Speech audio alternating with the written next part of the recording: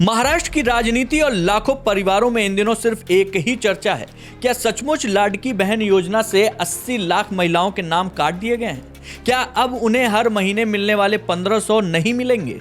और अगर ऐसा हुआ तो आखिर इसके पीछे वजह क्या है? दरअसल महाराष्ट्र सरकार की महत्वाकांक्षी मुख्यमंत्री माझी लाडकी बहन योजना एक बार फिर सुर्खियों में है। मीडिया रिपोर्ट्स की माने तो योजना के लाभार्थी की बड़े स्तर पर जांच और ई-केवाईसी प्रक्रिया के बाद लाखों महिलाओं के नाम सूची से हटा दिए गए हैं। रिपोर्ट्स में दावा किया गया है कि करीब 70 से 80 लाख महिलाओं को अपात्र पाया गया है, जिसके बाद उनके भुगतान पर रोक लगा दी गई है। अब सवाल उठता है कि आखिर इतनी बड़ी संख्या में महिलाएं अचानक अपात्र कैसे हो गईं? जांच में सामने आया कि बड़ी संख्या में लाभार्थियों ने समय पर ई-केवाईसी पूरी नहीं की थी।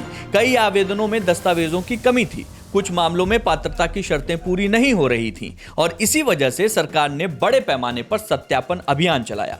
सरकारी सूत्रों के अनुसार योजना बंद नहीं की जा रही है, केवल पात्र और सत्यापित लाभार्थियों को ही आगे का भुगतान मिलेगा।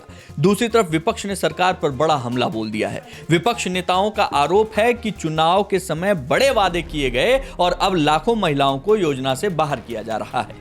हालांकि सरकार का कहना है कि यह किसी को हटाने की कार्रवाई नहीं बल्कि पात्रता की नियमित जांच ताकि योजना का लाभ सही लोगों को मिल सके। यानी फिलहाल तस्वीर साफ है कि योजना बंद नहीं हुई है। और अगर टाइम्स ऑफ इंडिया की रिपोर्ट के माने तो लाडकी बहन योजना के तहत लाभ पाने वाली महिलाओं की संख्या में जो बदलाव देखने को मिला है वो 80 लाख महिलाएं हैं जिनको सूची से हटाया गया है। इस लाभार्थियों की कुल संख्या कितनी थी? 2.46 करोड़, जो घटकर अब 1.66 करोड़ रह गई है। सरकार ने रिकॉर्ड्स के सत्यापन और अपात्र लाभार्थियों की पहचान के लिए ई-केवाईसी जो अभियान चलाया था उसकी अंतिम तारीख 30 अप्रैल तय की गई थी। कई महिलाओं ने समय सीमा बढ़ाने की मांग की, लेकिन अधिकारियों का कहना है कि लाभार्थियों को प्रक्रिया पूरी करने के लिए पर्याप्त समय दिया गया था। अब सबसे बड़ा सवाल, क्या यह सिर्फ प्रशासनिक जांच है या फिर इसके पीछे कोई बड़ा राजनीतिक विवाद भी छिपा हुआ है? इसका जवाब आने वाले दिनों में महाराष्ट्र की राजनीति तय करेगी।